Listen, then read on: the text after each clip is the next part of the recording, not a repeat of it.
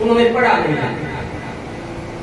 अगर पढ़ा भी है तो इश्क की ऐनक लगा के नहीं पढ़ा, इश्क की ऐनक लगा के नहीं पढ़ा। अगर तुम इश्क की ऐनक लगा के पढ़ते तो कुरान की हर आयत में तुम्हें नबी का मिलाप नजर आता, हदीस में हर हदीस में तुम्हें हुजूर का मिलाप नजर आता। जब तासुब की ऐनक लगा के पढ़ोगे तो फिर क्या नजर आना है? जब बंदा एक बंदे को समझता है गलत तो उसकी हर बात गलत लगती है, नहीं बंदा उसको आपने मानना ही नहीं है तो फिर आप क्या उसकी तारीफ करेंगे? ये वो लोग हैं जो तासुब की ऐनक लेके फिरते हैं।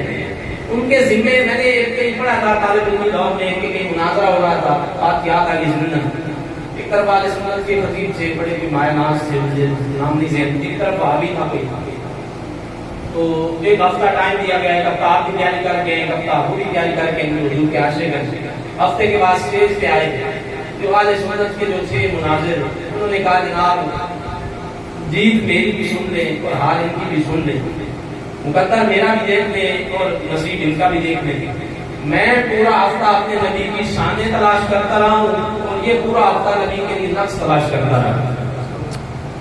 इतनी बात वक्त है, मैंने पूरा हफ्ता किताबें खुलानी, कुरान पाक पढ़ा, नबी की शान तलाश करके आया हूँ, नबी की तारीफ के लिए मवाद जमा किया है और ये बात पूरा हफ्ता नबी की तनकीस के लिए मवाद तलाश करता है।